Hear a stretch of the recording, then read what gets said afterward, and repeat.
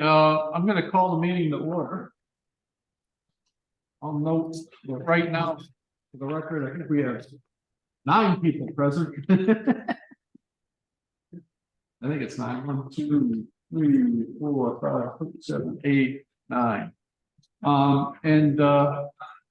Yeah, first.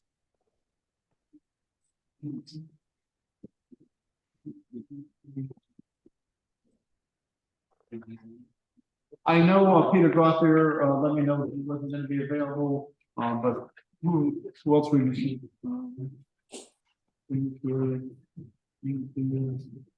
Mark Cooley. Sorry, I haven't heard anything from Mark.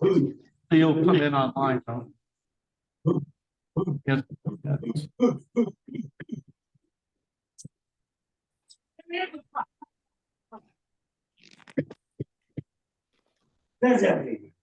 Lo venderà.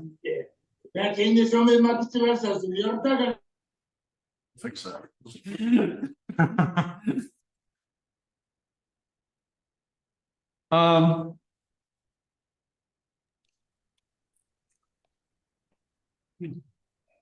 There was a school event this evening, Mark. I've been sick, so that might be why Mark's not here yet. Okay, no problem. If he comes in, we'll make a note of it in the record. No I problem. need to go. All right,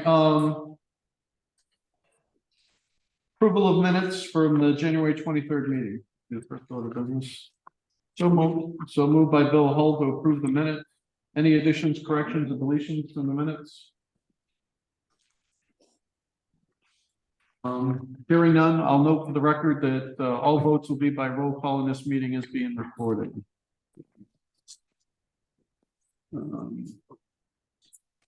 Hearing none, you need a second. Oh, you need a second? Oh, second by Greg. Thank you. We'll keep going. Thank you. Appreciate it. At some time. So there's no doubt about that.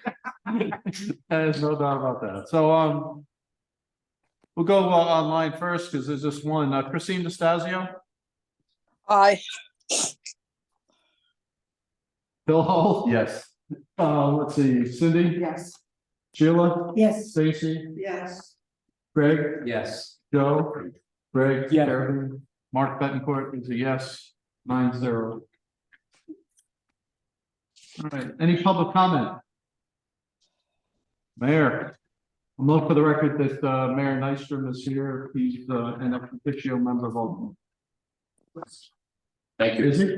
Oh, there, I didn't see like Michael Driscoll. Michael Driscoll, Yeah, I'll be brief. You have a lot ahead of me. I just want every member to know here that the issue of PLA came up at the meeting last month. Since then, there have been some discussions, including on Friday. We had a Zoom call. Mark was able to attend with us. At that time, we learned that we're probably a couple of weeks out from having, unless it's changed over the weekend, actual new anticipated costs for Greenville and Stanton School. I think that has to do with site width as well as utility installation. So we don't have numbers on that. But what we do have as of yesterday is an intent to pass a resolution at the next council meeting ordering a PLA on the entire school bond of $385 million. And I question the judgment on that. And members of this group have asked what that impact would be. Would it increase the cost? In discussions with members of DRA at last meeting last month, I was told it was a 10 to 12% premium increase on the bond costs. That was reaffirmed on Friday on the Zoom call. Their representatives are on that call. He said the same thing again. That's millions of dollars more. I'm really talking to my council members because there's a quorum here now on this board. 4 is a quorum. You now have 4 members of council. 2 appointed themselves as private citizens, but they can't forget the fact that they're still a council member. The bottom line is, you should know the cost increases. I'm not here to say I'm against PLA. What I am concerned about is the city of Norwich, we're very unique. We have a charter that prohibits anything that increases over $800,000, an action taken by the council. It has to go to referendum. If we know there's an increased cost. Can I interrupt you 1 second? You said that before. That's not the case we would have to go to referendum on the whole project again. I'm not saying you're increasing the 385. I understand that if that's your point. You're not, but you do run the risk if the city council decides to do that, running out of money. We already know inflation's been up. We already know there's an 8% cost factor built in to this whole bond project. If you do anything that increases the cost, you'll be back to a point where you have to say, well, maybe we can't do all 6 projects.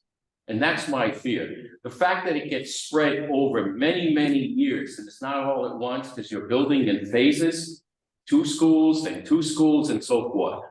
That's not going to hide the fact that we don't have enough money in the bond when you inflate the costs. And I just want to express my concern and my caution to all of you who have given your time and energy to serve on this process.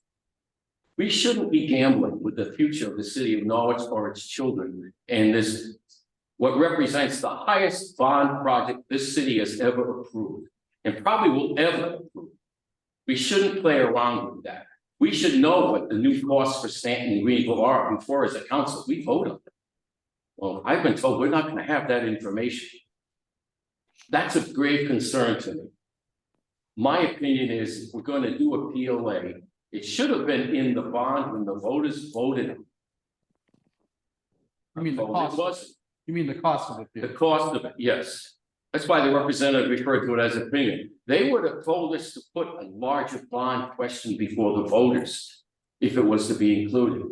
Well, that didn't happen. And I think we have to be better stewards of the taxpayers' money here in the city of Norwich. And that's my 2 minutes, whatever it is. Thank you for allowing me to share that. You're a member, Well, you can speak whenever you want. no, I respect the process. Yes, okay. Thank you. I don't have an issue. Any other public comment? I do see a couple public types up here. That's good. Any other public comment? Any other public comment? Hearing none, we'll move on. CSD, you're up. So I provided everyone with a monthly project update for each project. So this is going to be something that I'll distribute at every committee meeting. On the front page is with the status of the critical path schedule as to what's going on, right now for the next couple of weeks. And then on the back of the page is actually a project budget that is updated as of all the expenditures as of last month, because none have been approved into the city's financial system as of yet. So, from the last meeting, we met with the building department to discuss the wetland impacts on the projects and the next steps. A lot of these are going to be the same for both, so I'm trying to cover them both and you go to the ones that are different at the end. The project design team released the ST drawing package for initial SC estimating. The first of the estimate reviews will be tomorrow, and then we'll take a brief break on Thursday because we have another meeting with Deanna Rhodes and their group to discuss the team building or team meeting that they have, where they bring in all the wetlands folks, planning and zoning, folks from MPU, DPW. So it's just an entire collection of everyone that will have a stake on the project, so that we can hear a little bit more from them regarding any specific requirements to look at or particular things that may apply based on planning, zoning, wetlands, any of the utilities. Other than that, the project budget reconciliation, bringing it up to current, was completed, and the budgets that you see on the back of this report is the updated version. We also had a working group meeting with the food service folks from Norwich Public Schools to get an understanding of what they're going to need in all the kitchens, from the standpoint of equipment, the types of tables that they wanted, just all the basic amenities, the walk-in freezer and refrigerators, storage. So we got that one done. That was 2 weeks ago. And then last week we did one with the nurses. The nurses weren't last week. That was academics last week. The nurses were the week before that. Last week was academics. And then, we're continuing with those every Thursday as needed. So those have been very successful. The Norwich Public Schools are bringing in members of their team that may be needed for the different discussion points that we may have. When we did the school-based health center in the nurses area, UCFS joined us, Pam Kinder, and we went through all of that. I made a visit over to the Kelly Middle School where they currently have a school-based health center that they said works the best in the district, and took some photos and got some floor plans for the VRA team to use for the designs of them in the next spaces. So just a couple things, the upcoming activities, the SD estimate and reconciliation, these dates actually changed to the 27th and 29th, or 28th and 29th. So I apologize, those happened after this was distributed. 21st. Yeah. And then the only other upcoming activity for the Greenville site is combining the parcels to make one large parcel, which is more or less than what I'm being told. Just a formality that needs to happen, just to combine them into one city-owned parcel. And then if you flip the page over, with regards to the budgets, just a couple of highlights within the budget. Obviously, the design fee number within the budget is real. Those are the costs for DRA, including all of their allowances. The program management amounts are also real. The commissioning amounts are just projections that we had in the original budget. Same with everything else: testing and inspections, third-party code review, structural peer review. The utility charges are likely going to potentially increase. So the numbers that are reflected within the budget that you have in front of you are the costs from NPU, when the only number that we had at the time was the sewer connection fees based on the dwelling unit calculation that they use. I haven't gotten final confirmation, but my understanding from some of the conversations that I had is that potentially the connection fees may be waived, and then the cost of installation would be applied to the project. But again, until I have formal confirmation on that, that line is fluent and will go up and down. Legal costs, the only cost that we've applied to that thus far are just advertising costs for the RFPs to go out on the street. The bond interest fees is a projection for both projects that I worked through with Josh Pothier. So this money will get used up as new notes are obtained. The builder's risk amount is another projection. I don't know how the city typically does builder's risk, so that'll be another to be determined. Construction manager GMP costs is basically what was left after all the soft costs were added and a 5% owner contingency was carried. And again, the FF&E and technology are projected based on where we see the potential costs going for those. So the budget's going to have a few iterations as we move through. The first iteration of it will be when the SD estimates get reconciled. Those new numbers will get brought into the budget, so you'll be able to see what the new projected construction amount is. And then, obviously, once the commissioning agent is selected, structural peer reviewer, and some of these other costs that are just projections, once those consultants are brought on board as we need them, those costs will get reconciled up or down depending on where the costs go. Yes. Where are we? We bonded 385. Are we past that number yet? I would have to speak to Josh as to how. No, I'm asking you is if you're developing all the plans, the estimates. Right. Okay. Are we within budget or over budget as of today? As of today, we're within budget. Obviously, the outcome of the estimate reconciliations may change that when we complete that effort. And as far as the bonding sequence and how the bonds get issued, I know that I know in speaking to Josh that they issued bonds only to get us through, I believe it was the first year or two of design, and then another bonding package gets issued once we get into the construction when more expenditure starts happening. I guess my question is to you, Mark, then. If we bonded so much money, Like, I don't understand if we're within, are we within budget of what we bonded? Because it seems it's gonna be over. It's too early to tell. Okay. Yeah. It's, plus, as we go along, I mean, there are a lot of moving parts here, but as far as the projections go and how construction costs shake out once, everything goes to bid, so. I mean, there were escalators built into the project. If those level out, we could be in okay shape. If they don't, it not be. We're just gonna have to deal with it as we go, I think. So as to the other point, as we move forward, like the next month, when you see the next budget, Okay. this construction cost line is likely going to be different.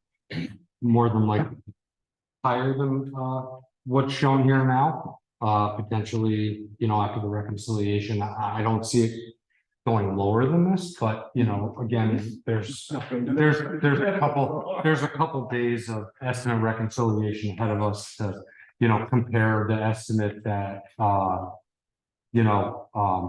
DRA's estimator worked on, as well as Downs. So, it'll be everyone in the room going through it, trying to come up with ideas, and, get the two estimators to the point that the numbers are the same. And then, one of the items that we did purchase from Downs as part of every estimate iteration, which, some towns don't elect to do, is, a value management exercise by them to give us ideas that they had during the estimate as to items from the building that potentially could be decreased in cost to try and bring the project back in line. So, every time we provide you with a new estimate, there'll be, another number with, some value management items that you could entertain to potentially bring the cost back in.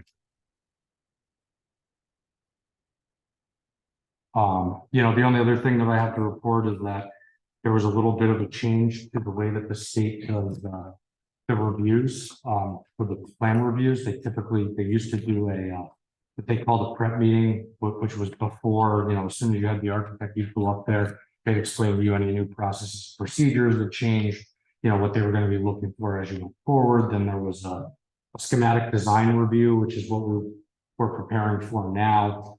And then a design development review, which is just a further, more advanced set of the drawings and estimate as the drawings get more detailed.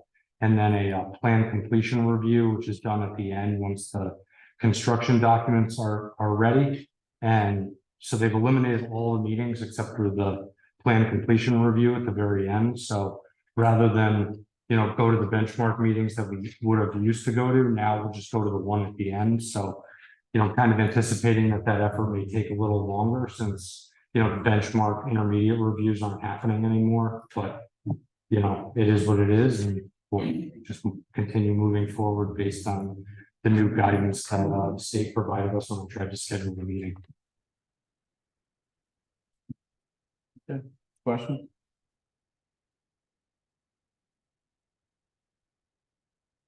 Hearing none? DRA, let me just bring up your in here.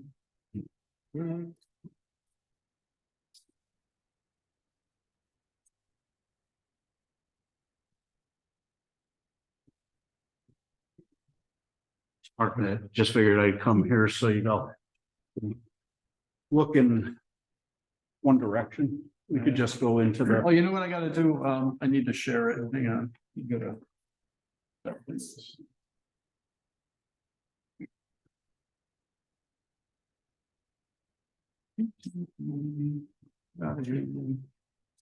Not what I wanted you to do. That's okay. Oops. In the Zoom meeting, Yeah, the share. it's when I opened it up. Two.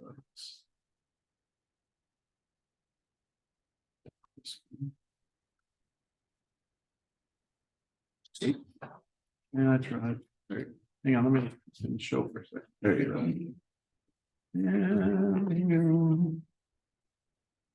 Yeah, I'm doing good. Yeah, right. I'm gonna do The second too. yeah. Oh, no, I'll figure it out. Sure. All right, I'll get it up.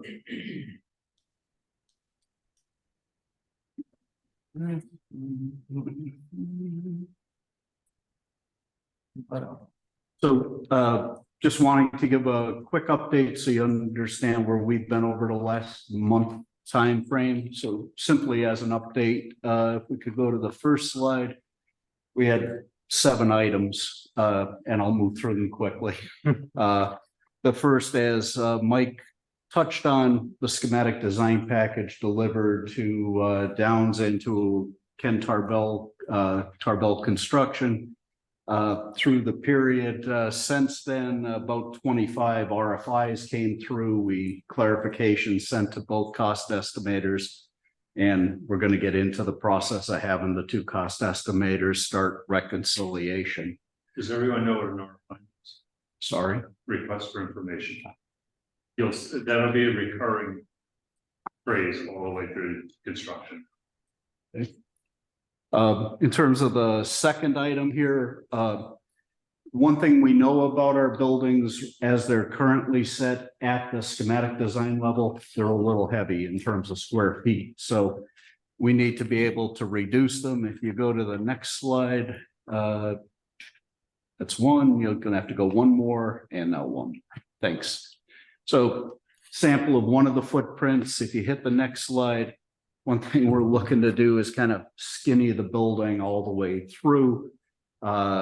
Targets, for instance, 975 programmed. Usually we're trying to hit plus or minus 5%. We're going to go to the smaller side and do that across the building. If you go to the next slide, this is Stanton, same approach taken. And one more slide. And there are some other opportunities like this corridor, which is almost a back hall corridor that was shown at 10 feet wide. We could easily bring it down to 8 feet wide. So an example of just trying to be more diligent as we go through our design development of getting us toward the target numbers. Next slide. As Mike mentioned, we did have the food service meeting. That's okay, nothing there. Was a good meeting. We are beginning to get response from our food service consultant to work with the director and assistant director of food services here for Norwich Public Schools. So we'll be able to report back on that as we move forward. In terms of individual studies, we have a series of them, and these are basically the core of what we do in the working group. And I just want to share a couple quick examples. So for the pre-K K1, if you go to the next slide, we take our typical floor plan, we start to populate it with furniture, we start to ask questions about, in this case, this is a pre-K, cubbies inside as compared to lockers outside, casework along the wall, built-in cabinetry, that type of thing. So we are able to have a pretty good conversation with people that are specifically using the space as well as administration. And each week, administration has been very good at bringing in those people who are associated with the different areas of discussion. Next slide.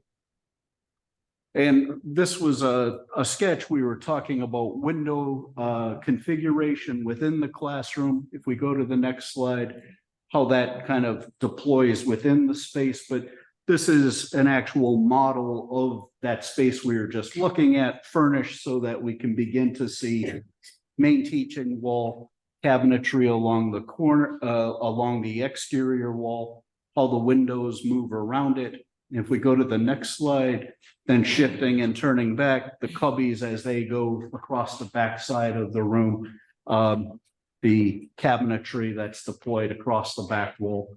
So just a real good tool for us to be able to have those conversations with the various users. To clarify, though, you're not picking furniture at this point. We use it as placeholders. You're really trying to clarify everything that's on the walls, because that's what you're buying big.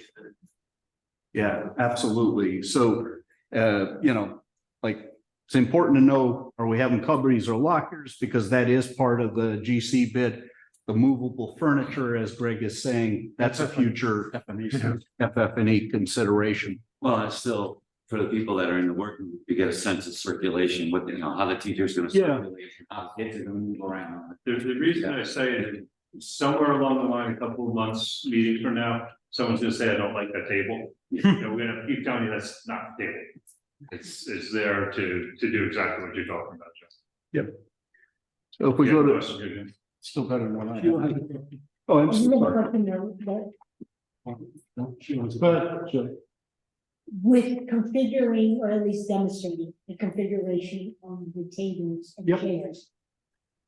In relationship to where you're gonna place cubby holes or lockers. Yeah. Does that limit though, then what type of furniture can be, or can be fit into the room?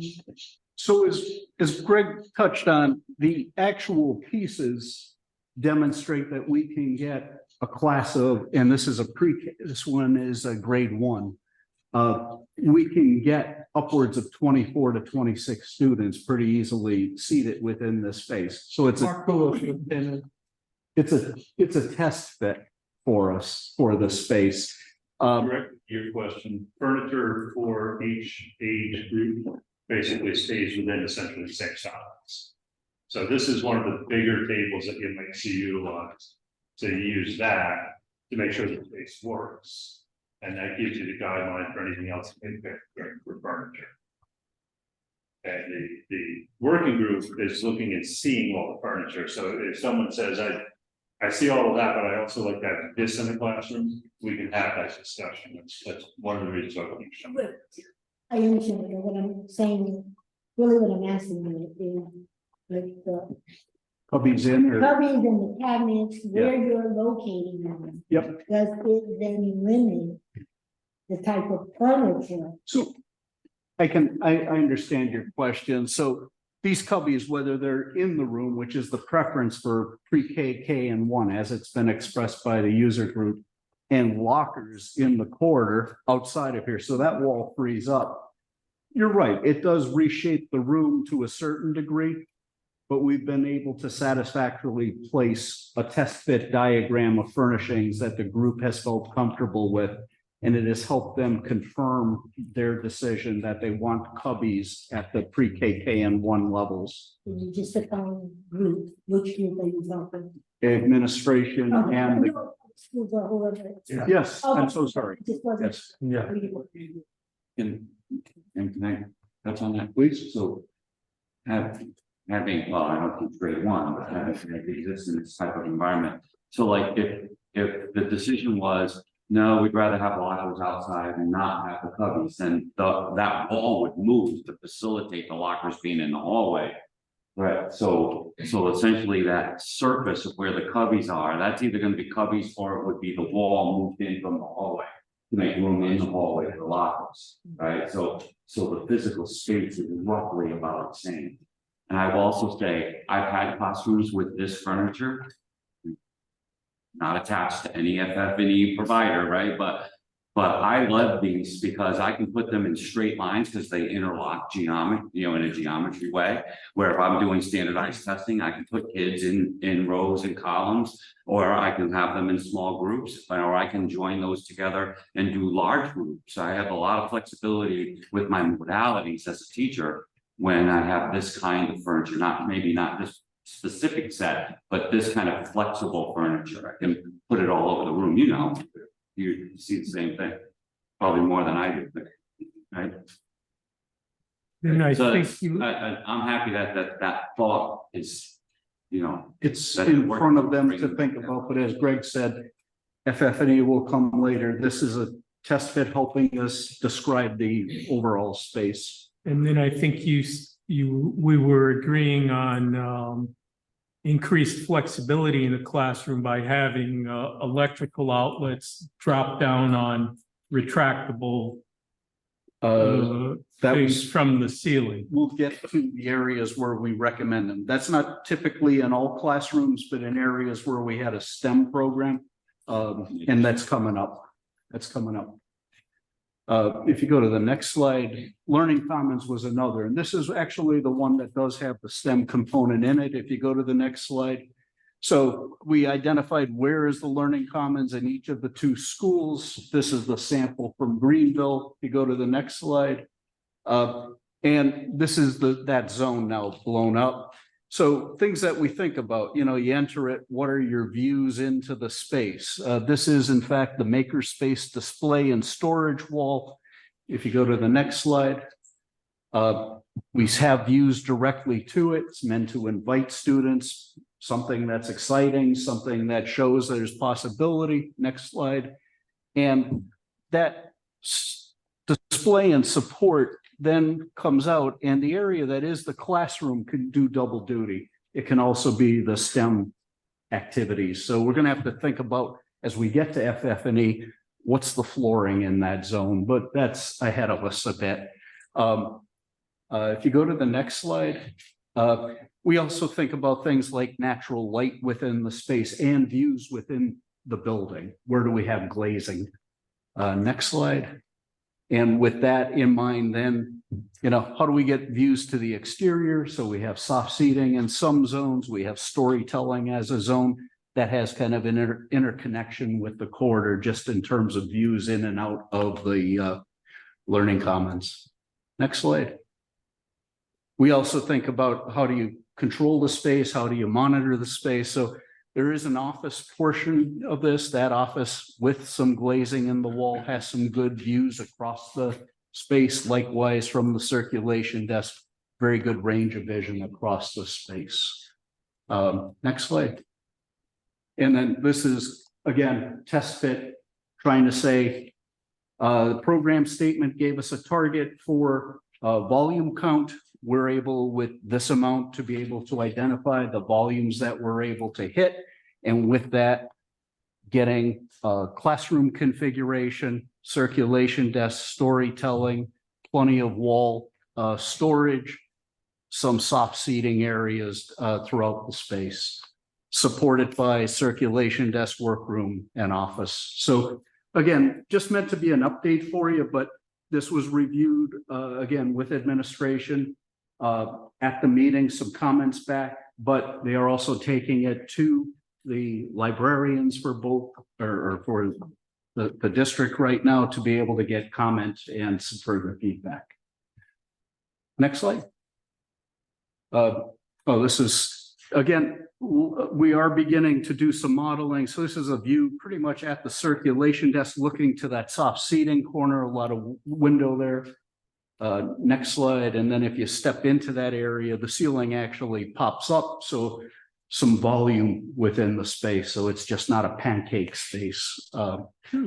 Next slide. Nurses suite. This was an interesting one. We just had this, as Mike mentioned, a couple of weeks back. Next slide. With the nurses suite, we came in with an idea, and in the meeting, we had immediate feedback from the nursing staff. And so we reconfigured in the meeting and were able to deliver out something that reflected their vision. And their vision is based on their use of other nursing stations and spaces within the district. So what they really looked for was a lot of open rest areas, meaning no walls, so that you have good visual contact, ability to create closure with hospital style curtains. But we have 4 resting areas that all have really good visibility from the main nurses areas. Also identification that the sink wall and counter area is also used as a treatment area, and the need for another kind of retractable curtain across that space to be able to allow them to do some procedures there. One of the unique aspects of this is there is a connection to a school-based health center that's within the building. We go to the next slide. That school-based health center, and if we flip it, here again, wanted to give them a sense. Nurse and school-based health center in both projects are co-located. They're also located in an area where they have a direct outside access for the school-based health center. And if you go to the next slide, so this is the configuration of the school-based health center that we came to initially. direct access outside, direct connection to the nurses suite, and configuration of basically medical attendant and assistant, behavioral suite here with 2 locations, but not individualized offices in this one. And if you go to the next. One question, Yeah. is there a vehicle access close to the direct exterior? There will access? be. There will be. Yes. Record city. Yeah, this happens to be a zone where they Okay. will be able to direct people to parking. All right. We were shared kind of information from a series of iterations. So they have samples of what they currently utilize and see as good for what they're doing. So that's helpful to us. And if you go to the next slide, this was the iteration that ultimately we came away from the meeting with a series of notes and came back to them with this resolution, which we hear has been accepted. And that is breaking down that single space to 2 individual spaces so that there can be students served in 2 opportunities here. That in addition to the exterior access and the connection to the nurses suite, direct access into the school interior was something that was needed. And there's a whole long story behind that, but these people know what they're doing and the ask is really worthwhile. We initially in art try to get away from it because every time you have an entrance, you have circulation that's taking square feet out of your program. But we didn't have to sacrifice too much to get to that. So that's what our resolution was for these guys. And then I think I have just 2 other issues. At our last meeting, there was a question regarding a pedestrian connection. I think, Greg, you had the question. If you had students outside and you needed to get them from the lower level to the upper level, is it possible? Both Greg and I said it'd be a real challenge on this site, but we went back, took a look at it with our landscape architect. And the next slide, he did produce a sketch, which this is lower level, this is upper level, and kind of the constraints on this are, you have to control the slope that's moving up there. We'd like it to be 5% or less because in that it's considered just a walkway, but that would mean 700 feet of ramp.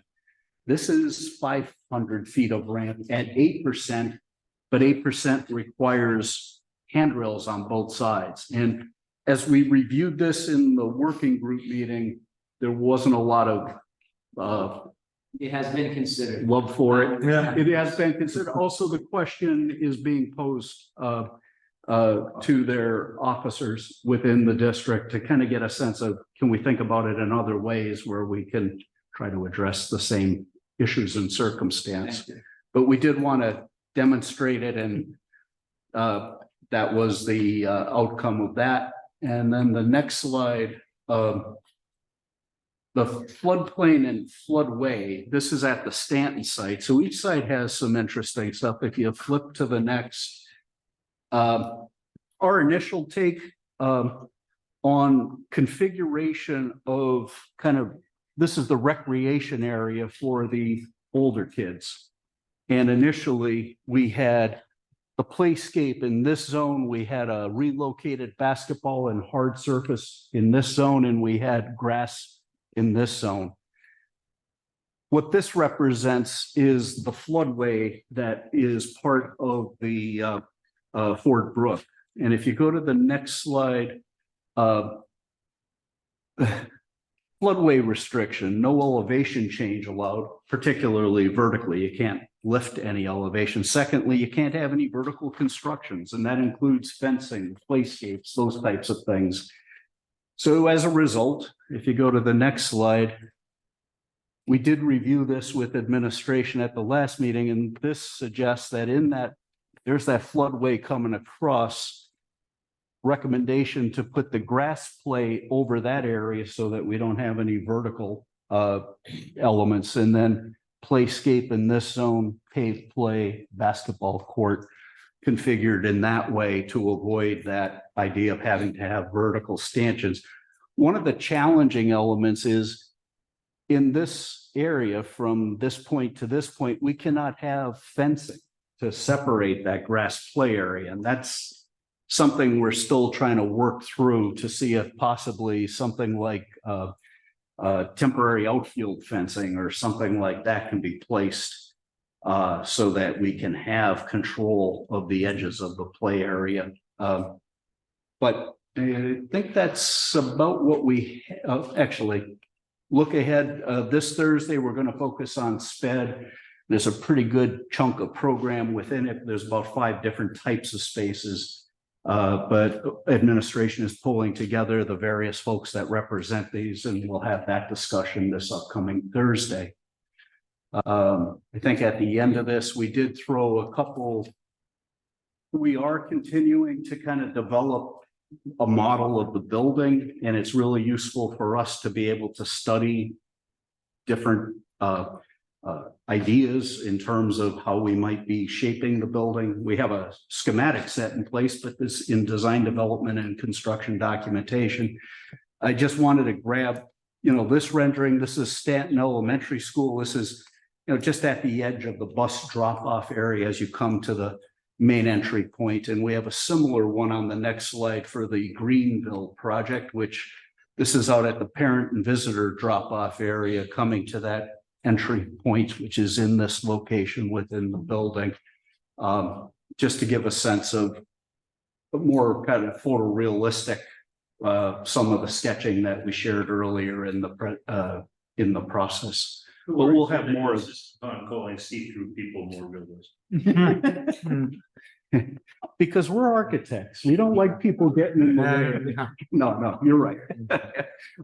We'll work to get them full 100% non-transparency next front. That's kind of the longest running joke between Jim and I'll touch that to it. And that's a quick, well, a little longer than I anticipated, but quick report of where we've been. So On the on the nursing station, did they request, at least in one of the bathrooms, maybe a chemical shower for emergencies, for say, generally, I know there's no chemistry at that age, chemical labs, but possibly for, say, cleaning products or janitorial supplies, if there's some sort of an industrial spill. Eye wash. Do not have a built-in eye wash or shower within the toilet room. Certainly the handheld things are prepackaged elements that can be kind of set. It's a FF&E item. Mm-hmm. That's often the way we end up seeing it go, particularly as you suggest, if it was at a high school, we have them right inside the science rooms, for instance, and in places where we expect that type of potential. At an elementary school level, it's not to say it doesn't happen, and that's the great reason to kind of think of it as an FF&E item potential. Plus, you've also got to think 50 years ahead. Maybe those types of classes might be offered in the curriculum in 30 or 40 years as opposed to present. Yep, absolutely. Any other thoughts? That's excellent. Thank you all. All right, Welcome.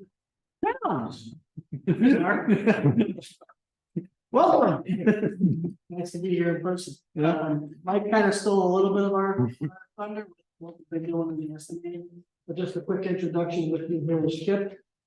Chip was our lead in putting the estimate together. He's going to be seeing this project through with the pre-construction estimating team. As Mike mentioned, we are preparing for our estimate reconciliation tomorrow and Friday. The team has been working diligently for a few weeks now, putting the estimate together. Very good, and we've got some value management ideas, along with schedule, logistics, and we're excited to have that discussion in the next couple of days.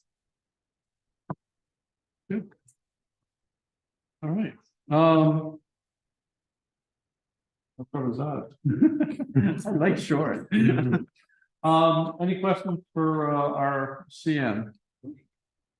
All right. Good.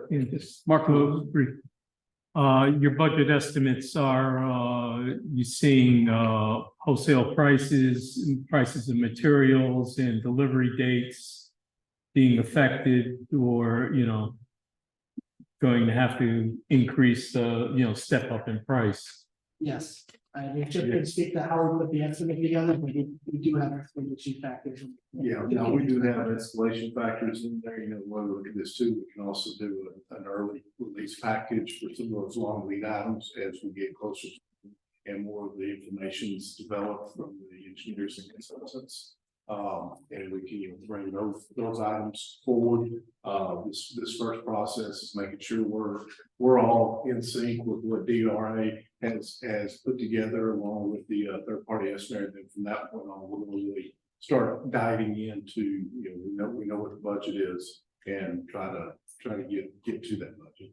And have you been working with NPU for those especially long lead items like electrical transformers and all of that they were talking, 18 months or more lead time?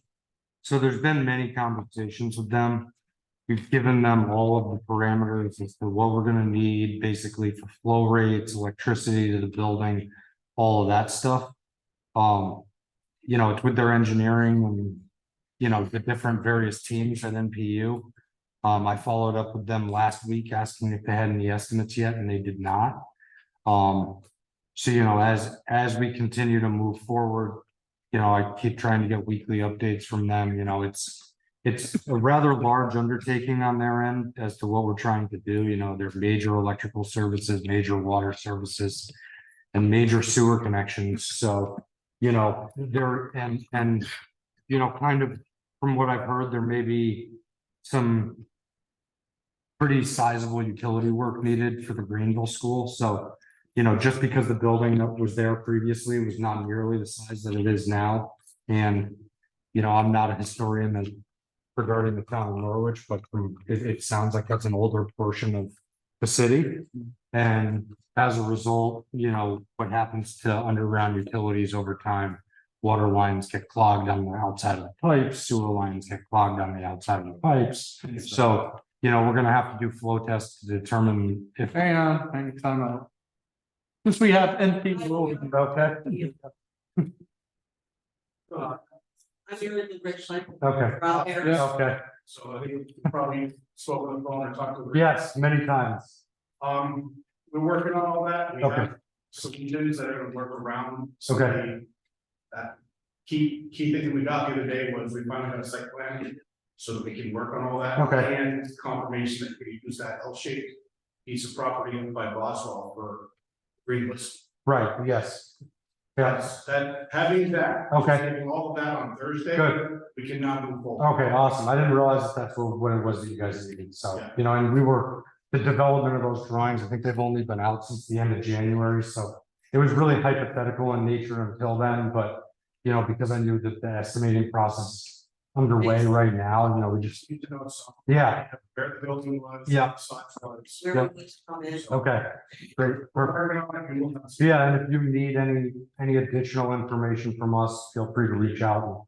I'll work with the construction guys, Yeah. design guys. We were also looking at the potential for, I know some discussions had come out regarding the gas line that may be relocated on that wetland portion of the site. And the potential that once we cross into the site that, because we'll have big site work equipment there, it may be worthwhile to have us do the digging for you guys to We have install. a couple of options. Okay, perfect. Two different options. Great. Yes, thank you. Okay, awesome. Are you guys gonna be at the meeting on Thursday with Yes. the team meeting? Okay, The perfect. City coordinator, usually we run. Okay, all right. Okay. Is it Great. at 9:30? That's when we speak on? No, No, no, it's not. no, there's the coordinator has to do- So I mentioned Chris in that meeting. Oh, is that, No, Chris won't be there. This is. 11 a.m. it's 11, yeah. Yeah. Can you send us? Oh, wait, this is with the engineers. Yes. Yeah. That's 11 a.m. I was under the impression that Deanna Road set up the meeting and not you guys, so if I have that backwards, I'm I sorry. do have a meeting on Thursday with, I believe, an engineering firm to discuss with all of our engineers. With an engineering. With firm? our engineers. Oh, okay, all right. Okay, perfect. Thank you, guys. I'm gonna say something, because I saw you shaking your head when he's talking about the sewer stuff. So regarding the connection fee. and stuff. I think it's just terminology. It could, by, statute or whatever, we do not have the ability to waive connection fees. Oh, okay. There may be some other discussions going on how to handle it, but we cannot waive that. Correct, and that's. Yeah, I may have misspoke, so, you know, obviously it's a fluid situation until. Yeah. We're at the final documents, so, you know. Right, it's the enterprise zone component of that. Yeah, no, it's something I had talked to Chris about. That's Yeah. another decision Yeah. made by Yeah, city council. right, exactly, and, you know, nothing's in stone, that's why, you know, Yeah, I'm saying. might be you other know. things to do. Yeah. Well, one of the concepts are proposed was to impose that to be on these schools that are closed when they're set up for new use. That's one way of recovering any lack of connection fee on the schools itself. It's basically, we're building ourselves. But you can't combine because of payment power. Correct. Yeah, correct. It's still in flux. So that's where you and Chris and Yeah. others should have that Yeah. conversation, but I did have that prior to coming here, and once again, that's for others to determine. Okay, But our base. yeah, my apologies, I've heard a whole lot of things. You know, that's, we have to control. Yeah, and then obviously, you know, once the systems are set up, you know, probably pre-ordering transformers, maybe a good idea. Yeah. We know what size you're asking for, and Yeah. we have, Yeah. we have a number of them. Oh, great, okay. Yeah, Yes. Can you beat the switch gear to the job? No. Probably not. yeah, It's not- yeah, No, I mean, can you beat the delivery? yeah. Oh, Yeah. See which is the longest, that would be good. Can you beat it? That thing is working for a few years. Can you beat the delivery on standby generators? I'll take two if you can. But to answer the rest of your question, we do have our finger on the pulse with the market. Yeah. Rooftop units could be anywhere from 6 to 10 months. As the design developed into DB, we will It's get much better better than it was. get better information on what the systems are, what the manufacturers are. We will be able to offer input. If one Yeah. manufacturer's basis of design is a longer lead than another. So as part of our overall, fully developed, detailed CPM schedule, we will start to anticipate the long lead items and how they do affect the job. So we make sure we have it sequenced properly and also priced properly for when we go out to the market. Are those generally US producers or do they come from overseas? I think that they, some components come from out of the country, yes. So, Train, Carrier, Mitsubishi, Dayton, you guys jump in at those are the big players. The Germans, the Japanese, the Yes, and Chinese. it could be one component that comes from somewhere else that holds up your whole order. We've seen that. And we've actually had opportunities to manage around that. The question, what part are you waiting for? Is it the size of a motor? Can we change the horsepower? Yeah. A lot of that stuff starts to happen once the mechanical contractor's on board and we have a lot more direct communication with the manufacturer and with the vendors and the vendors reps. Because once the order gets placed, then you get the real-time information. But I think we have relevant information that we based our estimate on, and we will update this. But I mean, you want the equipment there when the labor is there to. It's got to be in the right sequence of Right. the construction. Yeah, that's going to make a potentially early bid package Yeah. very important. Okay. Anyone else? All right, invoices. Down to made list. Little wire here. I think you've been told, but just so you know, so I try to get them in now. The meeting this month and last month are a week later than normal. So it's only third Tuesday. So we generally speaking looking to have invoices in by the week, a week before, because I start setting up the agenda. Okay.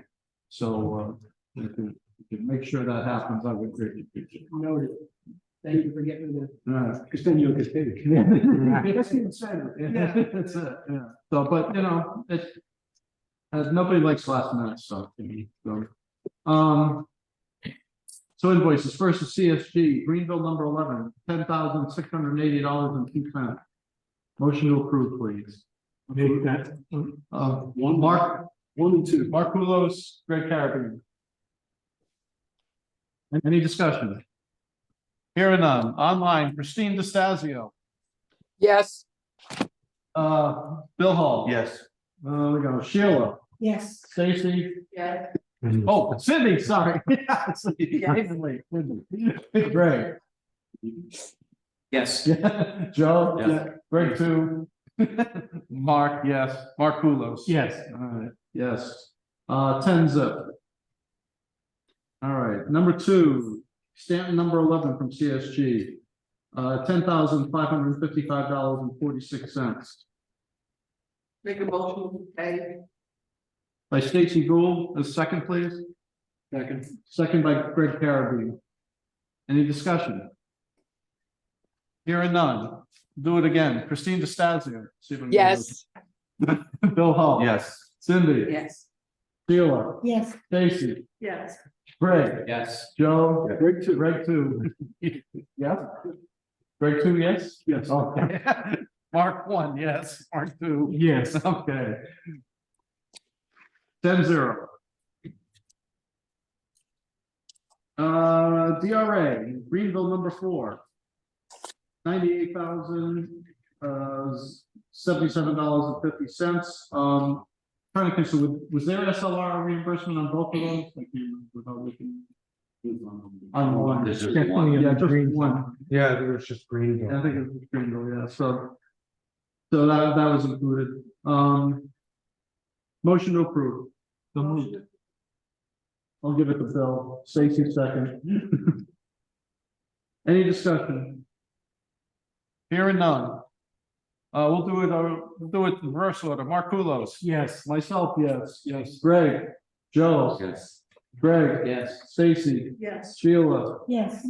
Cindy. Yes. Bill. Yes. Christine DeStazio. yes, 10-0. Stanton number 4 for DRA, $104,395.31. Mark Rules, make a motion to accept. Stacy with a second. Any discussion? You said that there was only one SLR on Greenville? Yes. The SLR was included in the Greenville Well, invoice. why do I have one that says Stanton, and why is there one on Stanton on the invoice? That's what I'm asking. Both from SLR. Yeah. Yeah, it It might says be- allowance SLR 23. Maybe there was one on both.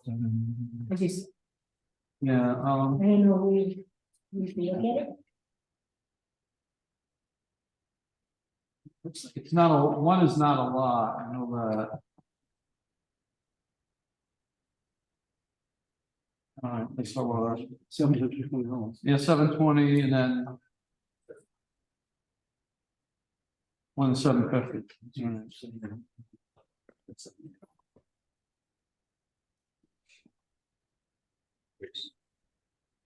Okay, so that doesn't mean anything over here. Okay, All right, so it looks like it's all stamped. okay. The Stanton doesn't have, okay, thank you. Or doesn't? All right, I'm just finding it's just. All right. The amount's still the same. All right, $104,395.31. We have a motion second. Any other discussion? Hearing none. Christine DeStazio. yes, Bill. Yes. Cindy. Cindy? Yeah. Yeah, okay. Sheila. Yes. Stacy. Yes. Greg 1. Yes. Joe. Yes. Greg 2. Mark 1, yes. Yes, Mark Kulos. All right. 10-0. Down. Greenville number 1. 38, I like you do both the same amount of money, I like that thing. $38,835.48. Was that? Did you make the motion? sorry, my daughter was being rude. Okay. I got a motion, please. by Stacy Gould, second please. I'll second. Second by Bill Hull. Any discussion? Hearing none. Christine, Yes. Bill, Yes. Cindy, Yes. Sheila, Yes, Stacy, Yes. Greg Blasey, Yes. Joe DeLucia. Yes. Greg, Mark, yes. Mark Yes. Kulos, yes. 10-0. And the last, let's see, let's see, Stanton number 1, 38,835.48. Motion to approve. Make the motion to pay.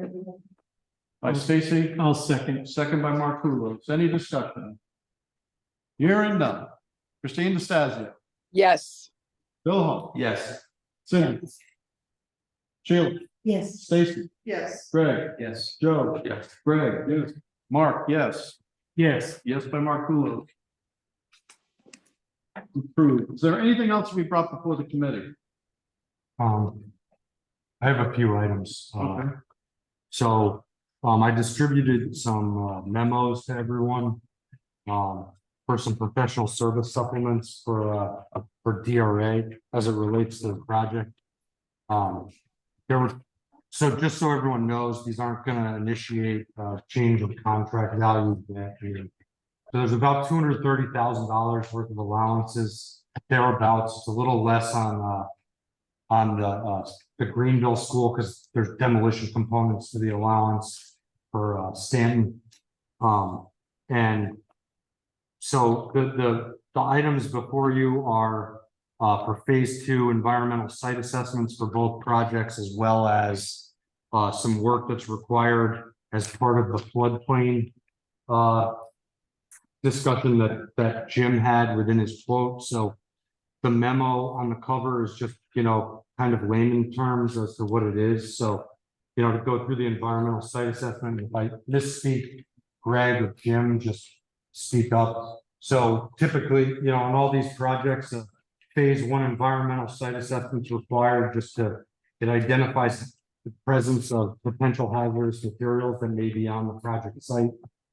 From a historical aspect, if we're using an old auto repair shop, right? Maybe they're for barrels of oil from a previous use that are buried somewhere on the site. So the phase 1 environmental site assessment looks at those characteristics of the property that we're building the new project on. If it identifies an item that may pose a potential environmental impact to the project, then, a phase 2 environmental site assessment is done where the actual hazard or identified hazard is then tested to confirm if it's actually a hazard. So in the case of Greenville and Stanton, both those schools had an underground oil storage tank at one time. We don't have closure reports that show the testing after those tanks were removed. No reason to believe that that it wasn't done properly, but while we have information that it was there, now as a result, we're going to test that material for, the presence of anything hazardous. Additionally, with the soil assessment, sometimes, when there's mass export of material off the site, we'll run tests on that as well, just in case the presence of hazardous material prior to it being transported off the site. So in both cases, the effort will be used to help establish the drawings. I don't, there's something. We figured it out. Okay, there might be a typo or something. No, it's not a typo. They read very similarly. Okay. At the top. Okay. Get into the text. Okay, yeah. So we got into. Yeah, the two phase 2 ESAs are basically the same text, just copy and paste, and then all that's changed is Greenville and the numbers. The second one in front of you is PSS number S002 for Stanton.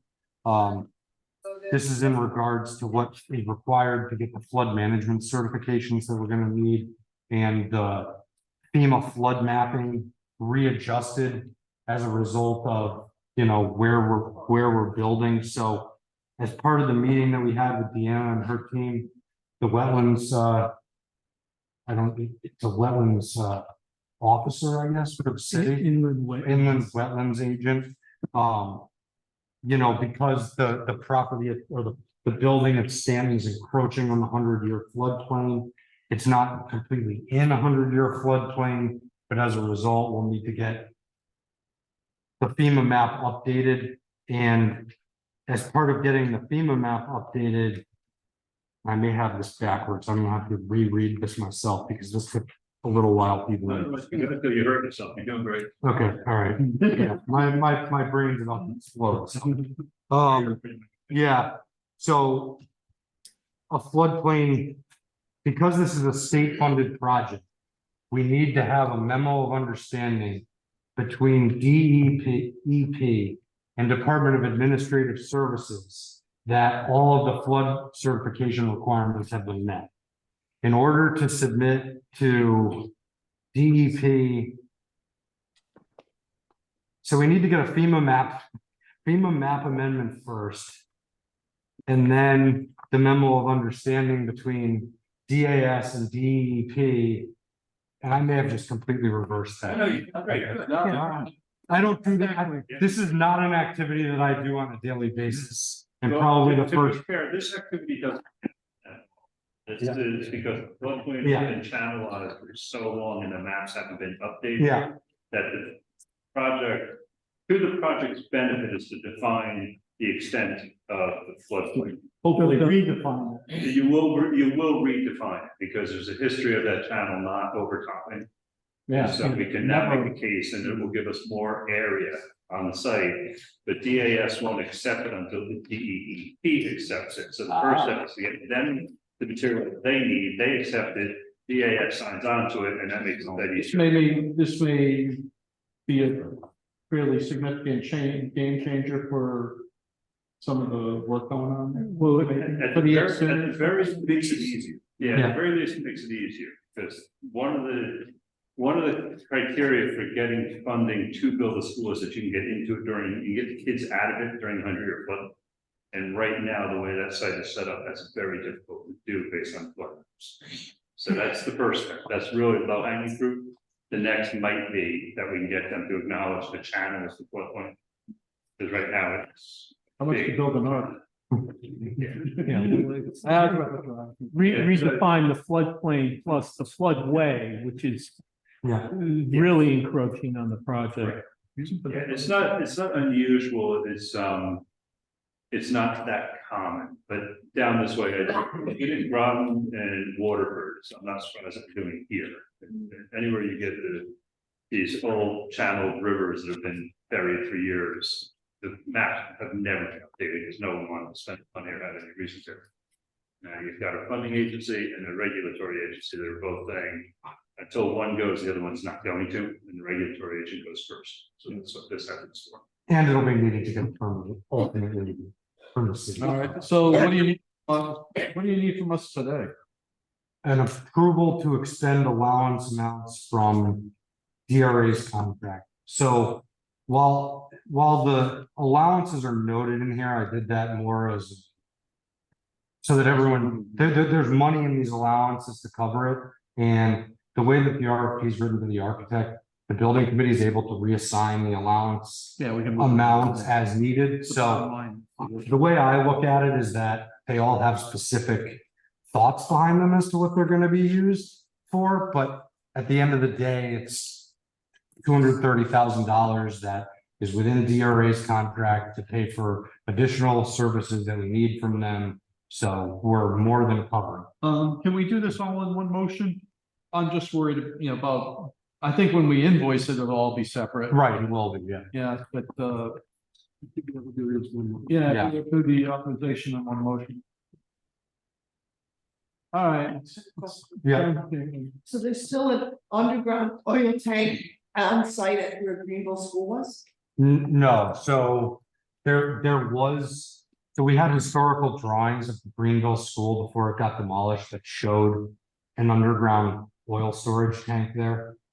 There's no test report from the closure of that, likely because when it was closed, there may not be getting those reports may or may not happen depending on when, like the state changed all their filing procedures for underground storage tanks within, I think it was the last 15, 20 years. So now there's a requirement that the state knows where they are, they know how old they are, all of that.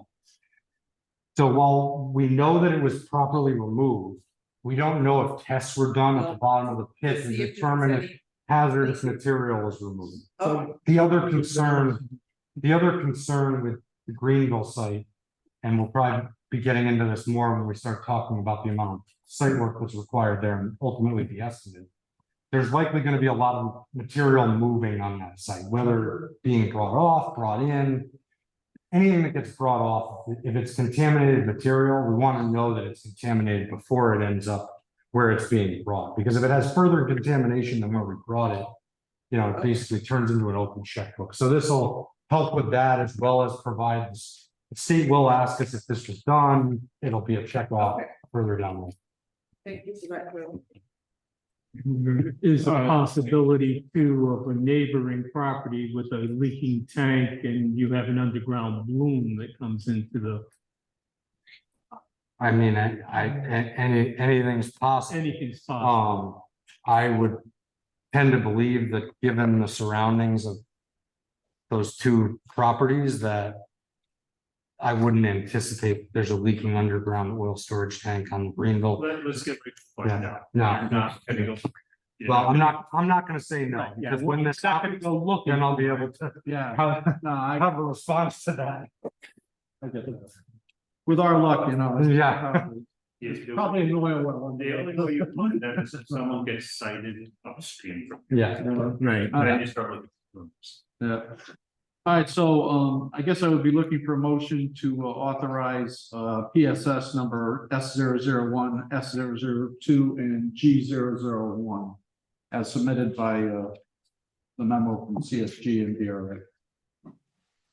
I'll make that move. By Stacy Gould. Second by Cindy. Any discussion on the issue? All right, hearing none. Christine DeStazio. Yes. Bill. Yes. Cindy. Yeah. Sheila. Yes. Stacy. Yes. Greg Velocity. Yes. Joe DeLucia. Yes.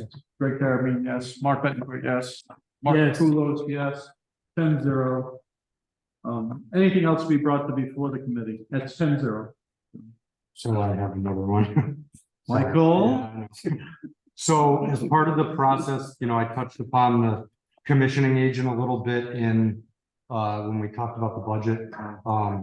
The commissioning agent obviously is going to do all the functional testing, commission all the new building systems, but as part of the Connecticut high performance building standards, there's a high performance building meeting that's required during the design phase where the commissioning agent needs to be a part of it. So as a result, we're going to need to hire a commissioning agent within the next couple months. The sooner the better. So I have a RFP drafted to hire a commissioning agent. I don't have it with me.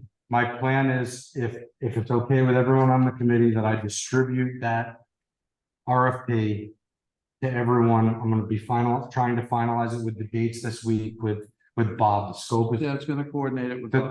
the scope is all delineated and written out.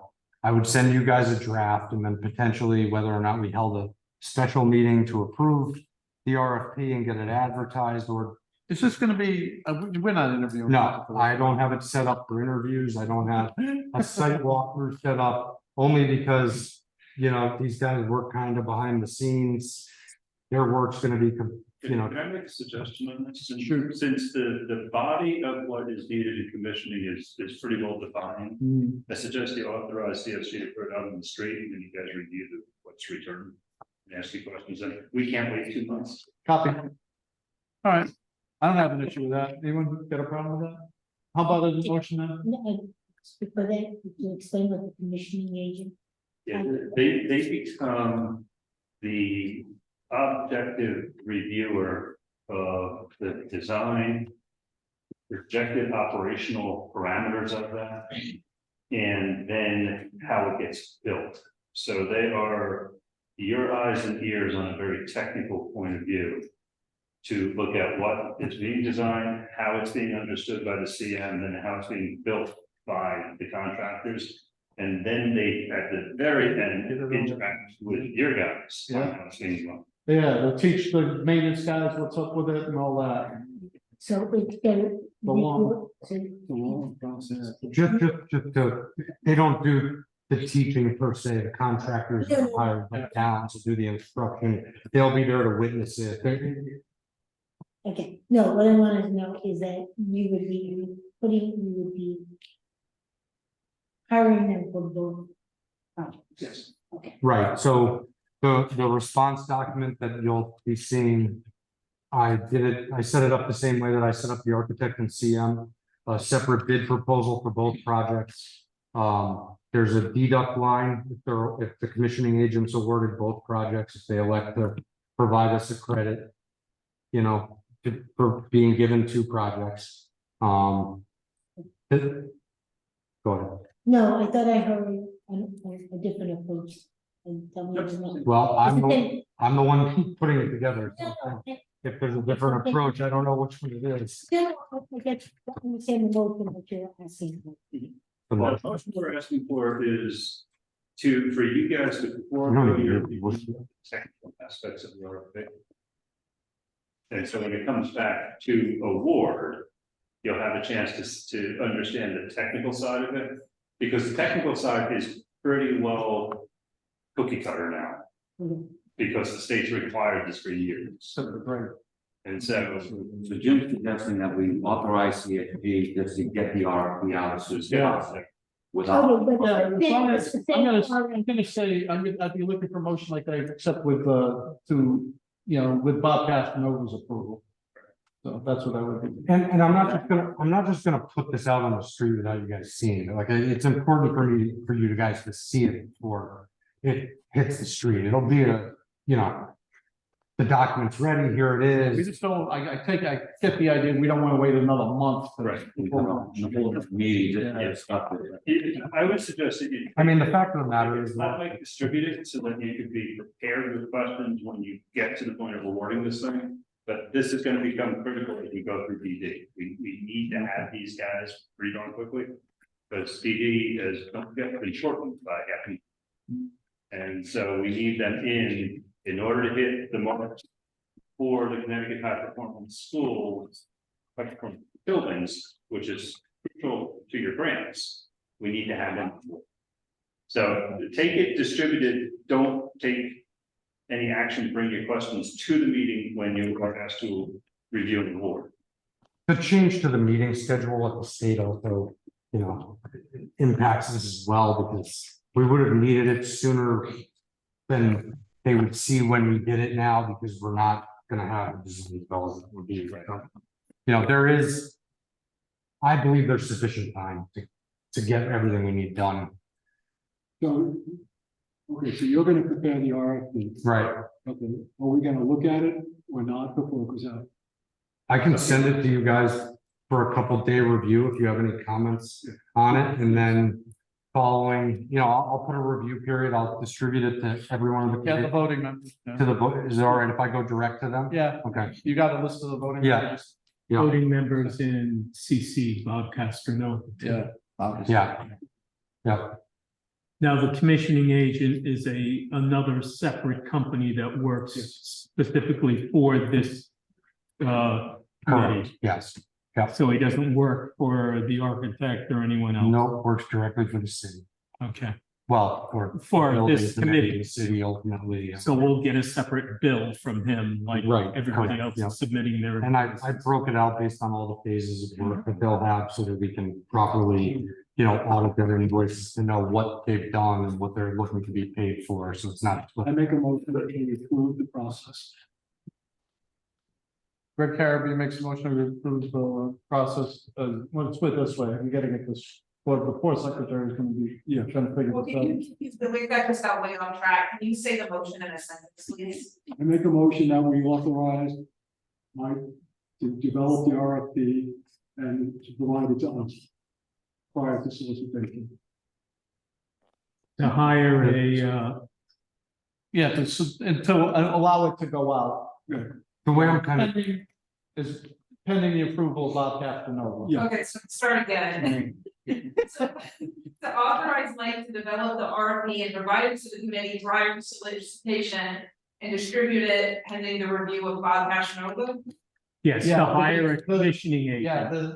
to hire a commissioning agent, yeah, the RFP for a commissioning agent. No, to adver- yeah, And to be able to advertise. yeah, That's gotta be in there. the hiring motion is when we get the proposals. Okay, so to authorize CSG to develop the RFP, and then what would you like it to say? For the commissioning agent. To develop the RFP for a commissioning agent. And advertise said RFP upon the approval of Bob Castro. Yeah, we'll just do it that way, but we'll get a review. Yep. Oh, there's a motion. There's a motion. Do I have a second? I'll second. I see. You should Any anticipate, further discussion? you should anticipate seeing it. Friday was like the 1 week review and then we'll be Okay. advertised. Okay. Do you have anything else after this? We have to vote first. All right. No, he doesn't. No, I do not. Christine Stasio. Yes, Bill Hall. Yes. Cindy. Yes. Sheila. Yes. Stacy. Yes. Craig. Yes. Joe. Greg. Yes. Mark, yes. Yes, Mark Kulos, yes. 10-0, yeah. I'm taking that off the agenda from now on. No. well, no, the project I know, I can't just go want- on if he doesn't bring this stuff up. That's okay. All right, motion to adjourn, please. Wait a second. Oh, wait a minute, there's something else. Hold on 1 second, I have a question to ask. Okay.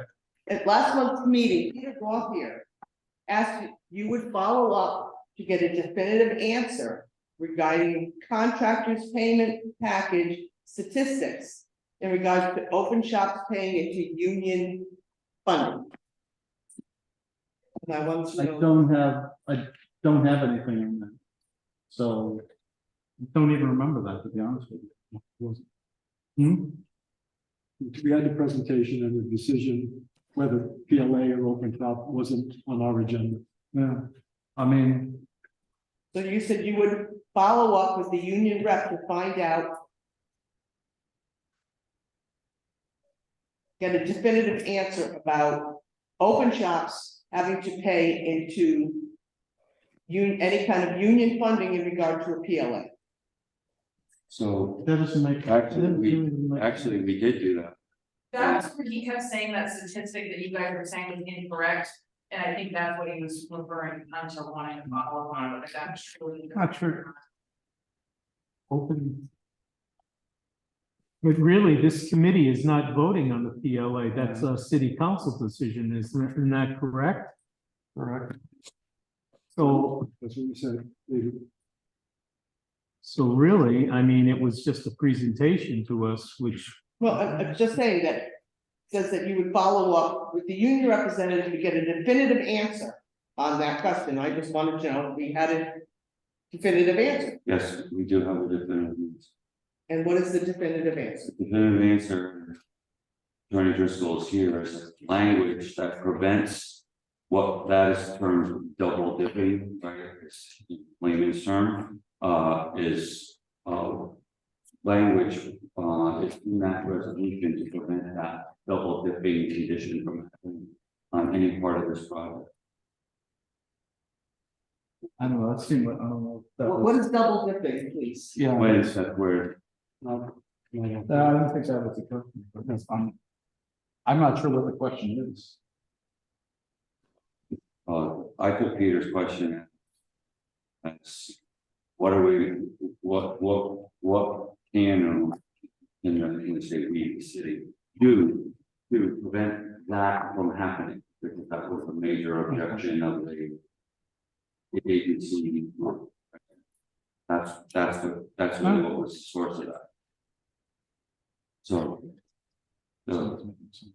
the resolution for the PLA states or prevents that from happening because there's language in there that says that it's. It's not something even that we should be discussing. I think That's the answer to the question. Okay, the question was whether non-union shops have to pay in to the union in order if they, my understanding is they could be paying agency fees instead of dues. Okay. That's my understanding. haven't done it. But so they don't necessarily have to be paying dues. But pay agencies dues. And then the other issues, so. All right, any other questions? Motion to adjourn. By Mark Kulo, second. One second. By Stacy Gould. Christine DeStazio, Yes. Bill, Yes. Cindy. Sheila, Yes. Stacy, Yes. Greg, Yes. Bill. Yes, Greg, yes, Mark, yes, Yes. Mark, yes. 10-0. It is 7:55 PM. Thank you, everybody, for coming.